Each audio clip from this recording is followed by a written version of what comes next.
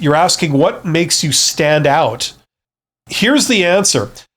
When you say stand out, it doesn't mean what you think it means. We hear stand out and we think memorable, okay? You want to stand out? You want to do something truly memorable? Show up drunk with no pants, throw up all over the table, and insult everyone in the room before storming out. That'll be memorable, but that won't get you the job. The way you get the job is you're the person that fits the requirements more than any other, okay? If you're talking to a recruiter, that's what matters to them. Recruiters exist to find candidates that meet a list of requirements. That's their whole job. They don't write the requirements. That's given to them by somebody else. If it's internal to the company, it's given to them by the hiring manager. If it's external to the company and they're like, a contractor that shows up and does recruitment and selection work, it's given to them by a client. So the client says, I need someone who's got this. Go out and find me some candidates that have those things. These are what are absolutely required. These are nice to have. Go out and find me some candidates like that. I want to meet them and I want to interview them. And you can make recommendations on what you say, but that's what I want you to do for me. And the recruiter is a grunt. The recruiter goes out and follows orders and finds some candidates that have that list of requirements. That's what they do. So they care about requirements. So if you want to pass an interview that's run by a recruiter, you have to meet requirements. That's what it's about.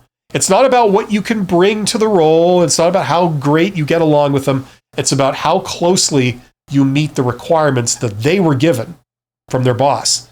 And that's what tends to pass an interview with a recruiter. If you're talking to a hiring manager, it's different. They don't care so much about requirements. They care more about whether they like you. By the time you usually get to talking to a hiring manager, at least in the official process, on paper, you're qualified.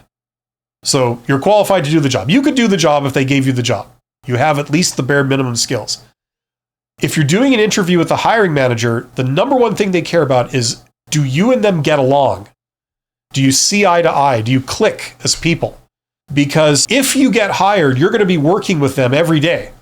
And you're going to need to communicate both ways. You're going to need to interact.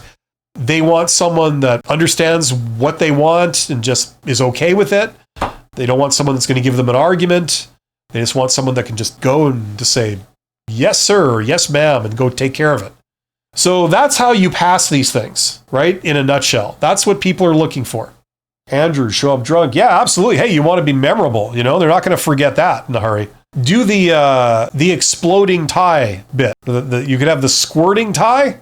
If you wear a tie. And you could either have the squirting tie or the exploding tie, whichever one you think would be more memorable and would stand out, okay? I vote for the exploding tie. If you've never heard of this thing, it's just like a real tie except it explodes, okay? So get one of those and try it out and let me know how it goes, and we'll talk about it afterwards,